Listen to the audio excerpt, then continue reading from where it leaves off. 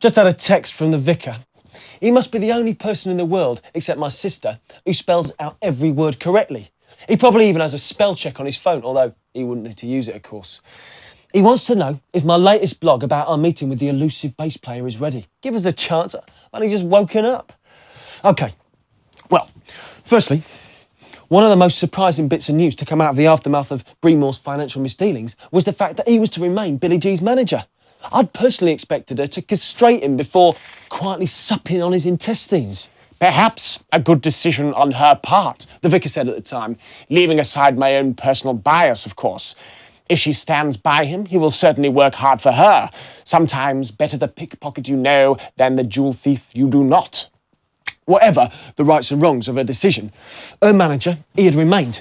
And it was the snooty tones of his secretary that gave me the address of the famous bass player. Kevin McAllister, 15 Kings Road, King Stanley, London West 1.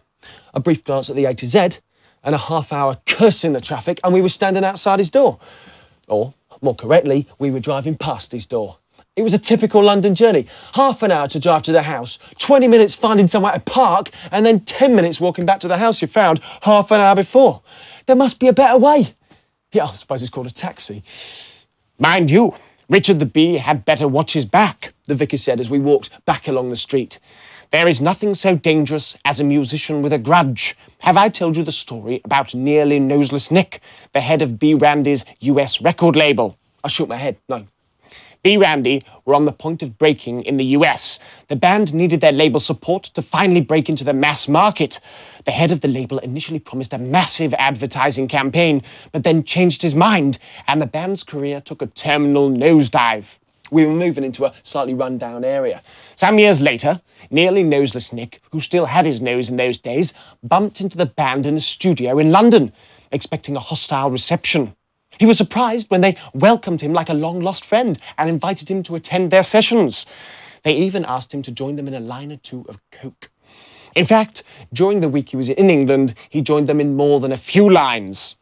We'd arrived at Kevin's address, but paused outside while the vicar finished his tale. When he got back to New York, he began suffering from nosebleeds, which got progressively worse. By the time he visited a doctor, his septum had completely rotted through. The friendly boys in the band had apparently been mixing white bleach with his coke. He raised his eyebrows. And so now he is known as Nearly Noseless Nick, a warning to all against the wrath of an aggrieved musician. I trust Kevin McAllister will be altogether more civilised. We walked up the stairs to Kevin's house. The vicar rang the bell, and Kevin's wife, as we later found her to be, answered the door. I worded that way because my first impression was that she was perhaps a cleaner.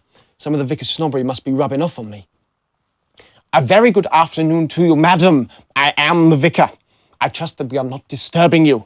My manservant tells me that Kevin McAllister lives here.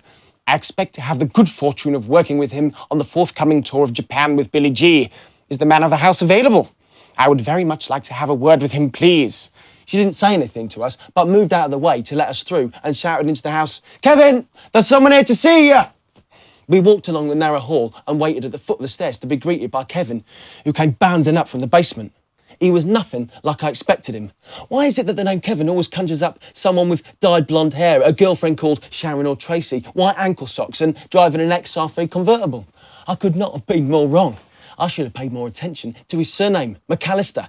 For Kevin was nothing if he was not Scottish. He was a big bear hug of a man with long, messy red hair. He was wearing a Black Sabbath t-shirt with his arms cut off to expose tattoos on both his shoulders. "You're the vicar, are you not?" he said in a thick Scottish accent. "You'd better come downstairs." Fortunately, the vicar refrained from any jokes about penile warts, and we followed Kevin down into the large, messy family room at the back of the house. It was piled high with so much debris that it had either been rampaged by a herd of rhinoceroses, or he had a large, extremely healthy tribe of children, or perhaps both. He walked over to the sofa and with one sweep of his arm pushed all the junk onto the floor while moaning at his wife, who was standing in the doorway. "Women, can you no tidy the children's toys occasionally?" Having found us somewhere to sit, he picked up some clothes off the armchair and dumped them on a pile in the corner, saying, "And why do the wee ones' clothes have to live in here and not in a bedroom?" before closing the door almost in his wife's face and coming to join us. Do I detect that you have a large brood of dirty urchins locked in a cupboard somewhere? Asked the vicar, brushing his trouser leg as if something might be contagious. Oh, aye, we've got 4 of them. Though, fortunately, the eldest 3 are with their grandmother today, so we should have some peace. It is safe to say that the NHS will not exactly be needing to fund fertility treatment for you. More the opposite, perhaps. Aye, well, we got off to a quick start, as you might say. Ewan was born when we were only 17. They're all right, yeah. The mother needs to learn to keep them under control, that's all. Oh, I don't know. All mothers are inclined to be a trifle lenient. My own dear mother should no doubt have stifled me at birth and saved the world a good deal of heartache. Fortunately for Punk here, who would otherwise be jobless, it was not until my late teens that she realised, to her horror, that I was entirely worthless and that all her efforts had been in vain. The vicar smiled and moved his attention from his trouser leg to the dirt on the sofa around him. It is in the genes. After all, if every mother looked at her newborn baby and saw a disgusting, ugly, noisy, smelly little thing that's going to cause nothing but problems and enormous expense for the next 20 years, few children would survive. He pulled out a toy from underneath his trousers and placed it carefully on the floor. Even in a room as messy as this, the vicar could not resist the temptation to try to put everything in its place. No. All mothers are fooled by nature into thinking that their children are beautiful, valuable, and deserving of their attention. I am sure your wife is no exception.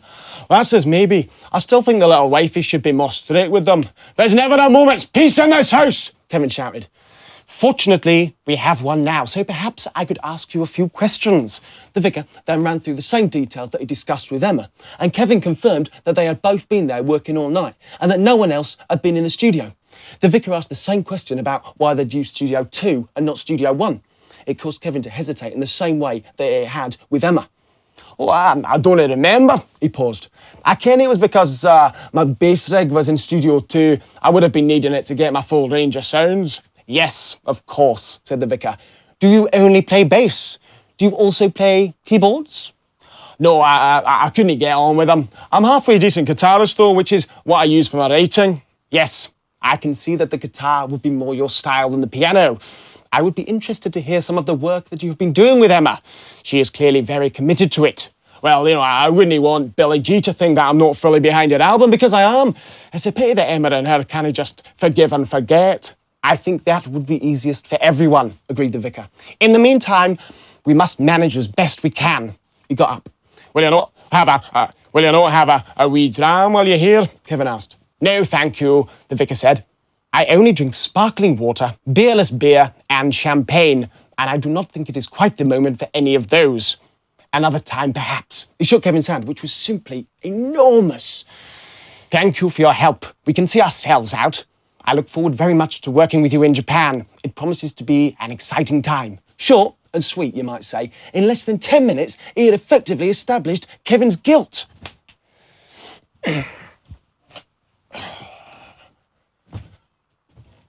That boy's not cool, not so cool. He's got ears the size of diamonds, vocals on a twisted face, with a voice that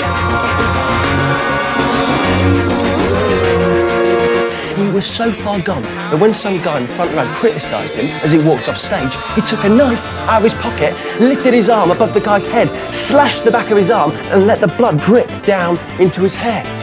I saw a photo of him that night. He seemed to be looking right through the camera and into your soul. What can I say? He just looked like a star. Oh dear, I've gobdumped microphone, she announced to an empty hall. Perhaps we could auction it off. One microphone, almost gobdumped by Billy G.